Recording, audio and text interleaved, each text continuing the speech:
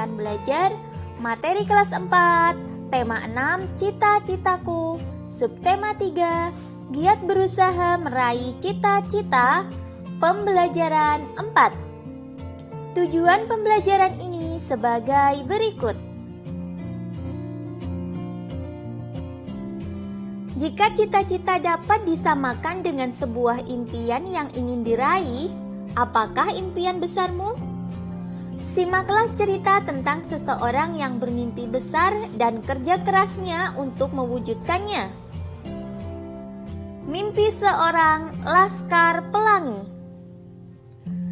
Andrea Hirata adalah seorang penulis novel Indonesia. Novelnya yang terkenal berjudul Laskar Pelangi. Karyanya tiba-tiba menjadi pembicaraan di mana-mana, terlebih di dunia sastra. Karya Andrea Hirata dianggap sangat mewakili kehidupan anak-anak di Indonesia. Apalagi novel ini diangkat dari kisah nyata sang penulis. Bermimpilah dalam hidup, jangan hidup dalam mimpi. Sewaktu kecil, Andrea Hirata menimba ilmu di sebuah sekolah yang kondisi bangunannya sangat mengenaskan. Bahkan, bangunan itu hampir roboh. Kondisi sekolah yang bernama SD Muhammadiyah tersebut memang cukup memprihatinkan. Sebagai anak dari pegawai rendahan, ia terpaksa bersekolah di sekolah yang bentuknya lebih mirip sebagai kandang hewan ternak. Kendati harus menimba ilmu di bangunan yang tak nyaman, Andrea tetap memiliki motivasi yang besar untuk belajar. Di sekolah itu pula, ia bertemu dengan sahabat-sahabatnya yang dijuluki dengan sebutan Laskar Pelangi. Di SD Muhammadiyah, Andrea bertemu dengan seorang guru bernama Nyi Ayu Muslimah. Kegigihan Bu Muslimah untuk mengajar siswa yang hanya berjumlah tak lebih dari 11 orang itu ternyata sangat berarti bagi kehidupannya. Berkat Bu Muslimah, Andrea mendapatkan dorongan yang membuatnya mampu menempuh jarak 30 km dari rumah ke sekolah untuk menimba ilmu. Bu Muslimah juga yang memacunya untuk mengejar cita-citanya bersekolah di negeri seberang, Prancis. Sebuah mimpi dan cita-cita yang sangat mustahil kala itu. Cerita yang berjudul Mimpi Seorang Laskar Pelangi dapat kita rangkum dalam diagram berikut. Cita-cita Andrea Hirata adalah bersekolah di Prancis. Halangan yang dihadapi, dia bersekolah di bangunan yang hampir roboh. Kemudian, dia juga merupakan anak seorang pegawai rendahan. Lalu, jarak dari rumah ke sekolahnya itu sangat jauh, yaitu 30 km. Sikap yang dimiliki oleh Andrea Hirata diantaranya tidak mudah menyerah, gigih, serta rajin belajar. Usaha yang dilakukan oleh Andrea Hirata meliputi memiliki motivasi belajar. Kemudian, saat bersekolah dia menempuh jarak 30 km untuk menimba ilmu. Lalu, dia mengejar mimpi dan cita-cita yang mustahil kala itu. Dari situ dapat kita simpulkan, sebuah cita-cita dapat diraih dengan kerja keras dan dukungan orang-orang di sekitar kita. Selanjutnya, bacalah puisi berikut di dalam hati.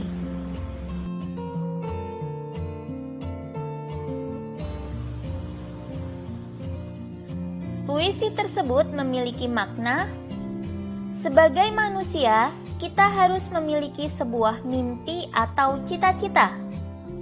Dengan memiliki cita-cita, walau sesulit apapun keadaan di dunia ini, kita pasti tetap bisa bertahan untuk terus hidup.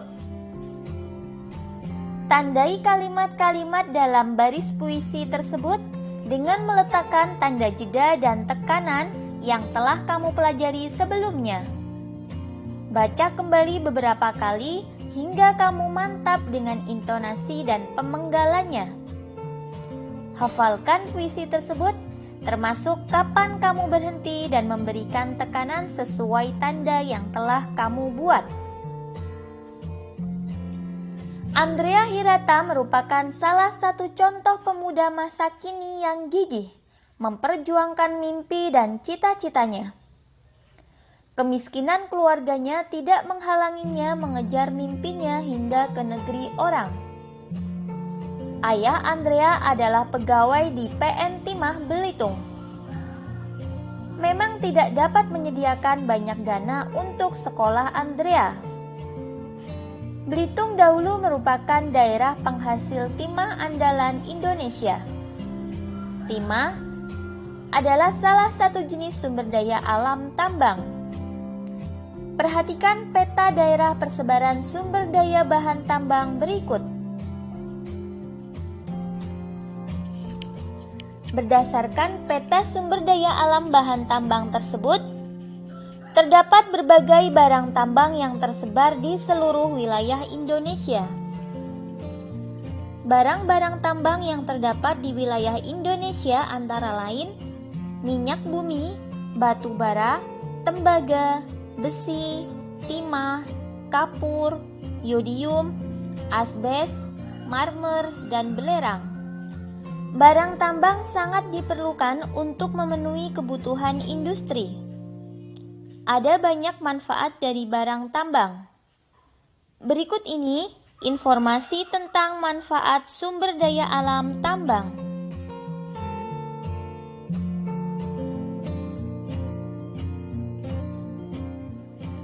Berdasarkan tabel dan peta sumber daya bahan tambang tersebut, jawablah beberapa pertanyaan berikut. Yang pertama, barang tambang apa saja yang terdapat di provinsimu? 2. Barang tambang apa saja yang tidak dimiliki oleh daerah provinsimu? Yang ketiga, digunakan untuk apa sajakah barang tambang yang ada di daerahmu? Jika kita perhatikan peta persebaran sumber daya alam yang ada di Indonesia tersebut, kita dapat menyimpulkan bahwa setiap daerah di Indonesia menghasilkan sumber daya alam yang berbeda-beda. Akan tetapi, sebagai bagian dari Negara Kesatuan Republik Indonesia, semua sumber daya alam itu dikelola negara untuk kemakmuran rakyatnya. Keragaman sumber daya alam di berbagai daerah tersebut akan memperkuat rasa saling membutuhkan antara satu daerah dengan daerah yang lain. Tidak hanya keragaman sumber daya alam, keragaman kegiatan keagamaan di Indonesia juga menjadikan Indonesia sebagai negeri yang unik. Keragaman tersebut justru meningkatkan kerukunan antar umat beragama. Berikut ini informasi tentang Hari Raya Keagamaan bagi agama-agama di Indonesia. Yang pertama ada Idul Fitri. Ini jatuh pada 1 Syawal. Umat yang merayakan adalah umat Islam. Tujuan perayaannya adalah perayaan berakhirnya ibadah puasa bulan Ramadan. Kemudian ada Idul Adha. Hari perayaannya itu pada tanggal 10 Zulhijjah. Umat yang merayakan juga umat Islam. Tujuan perayaannya yaitu memperingati peristiwa ketika Nabi Ibrahim alaihissalam bersedia untuk mengorbankan putranya Ismail untuk Allah. Kemudian Natal. Umat yang merayakan adalah Katolik. Tujuan perayaannya yaitu untuk memperingati hari kelahiran Yesus Kristus. Lalu, Epifani. Ini juga dirayakan oleh umat Katolik.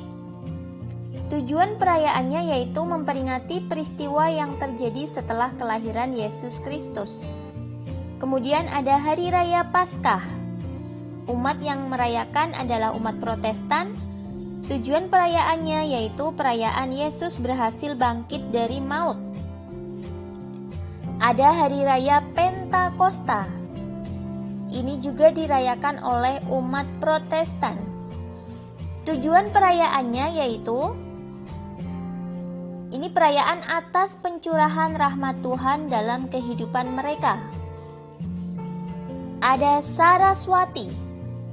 Umat yang merayakan yaitu umat Hindu. Tujuan perayaannya, pada hari Saraswati dilakukan pemujaan pada Dewi Saraswati sebagai Dewi ilmu pengetahuan dan seni. Lalu ada Nyepi. Ini juga dirayakan oleh umat Hindu. Tujuan perayaannya yaitu sebagai hari penyucian dewa-dewa yang berada di pusat samudra yang membawa intisari amerta air hidup. Kemudian ada Waisak. Umat yang merayakan adalah Buddha. Tujuan perayaannya yaitu peringatan kelahiran Pangeran Siddhartha, penerangan sempurna menjadi Buddha, dan wafatnya Buddha Gautama. Lalu ada Magha Puja. Ini juga dirayakan oleh umat Buddha. Tujuannya mengenang peristiwa ketika Sang Buddha bertemu dengan 1250 murid pertamanya. Kemudian ada Imlek, dirayakan oleh umat Konghucu. Tujuannya adalah perayaan pergantian tahun Imlek. Ada Cap Gomeh, ini juga oleh umat Konghucu, dirayakan oleh umat Konghucu. Tujuannya yaitu perayaan 2 minggu setelah tahun baru Imlek. Berikut satu contoh perayaan hari besar keagamaan yang dilaksanakan di daerah Kakak. Nama perayaannya adalah Hari Raya Idul Adha. Tujuannya untuk meneladani dan mengikuti anjuran Nabi Ibrahim alaihi salam, kemudian untuk memupuk empati dan meningkatkan solidaritas sesama, serta mewujudkan rasa syukur atas nikmat yang diberikan oleh Allah Subhanahu wa Ta'ala. Sejarah singkat Idul Adha. Nabi Ibrahim alaihi salam mendapatkan wahyu dari Allah lewat mimpi untuk menyembelih putranya, Ismail yang berusia 7 tahun. Walaupun tidak tega, Nabi Ibrahim memberanikan diri untuk mengatakan semua tentang mimpinya kepada putranya. Ismail dengan ikhlas siap disembelih asalkan itu adalah perintah dari Allah. Bergegas mereka berdua pergi ke tempat yang telah ditentukan oleh Allah Subhanahu wa Ta'ala. Setelah sampai di tempat yang telah ditentukan dengan perasaan sedih, Nabi Ibrahim perlahan-lahan mengambil pisau yang telah dibawanya sambil menutup mata. Tetapi ketika pisau tersebut hendak mengenai leher Ismail, malaikat Jibril dengan cepat mengganti tubuh Ismail dengan domba. Ketika Nabi Ibrahim membuka matanya, beliau kaget bahwa yang disembelih olehnya bukanlah Ismail, melainkan seekor domba. Setelah peristiwa tersebut terjadi, Nabi Ibrahim dan Ismail bersama-sama membagikan daging domba yang telah disembelih kepada fakir miskin serta warga di sekitar tempat tersebut. Nah, silahkan adik-adik temukan satu perayaan keagamaan yang paling adik-adik ketahui dan yang dilakukan di masyarakat di sekitar. Untuk kerjasama dengan orang tua, ceritakan pengalaman melakukan kegiatan keagamaan yang kamu lakukan bersama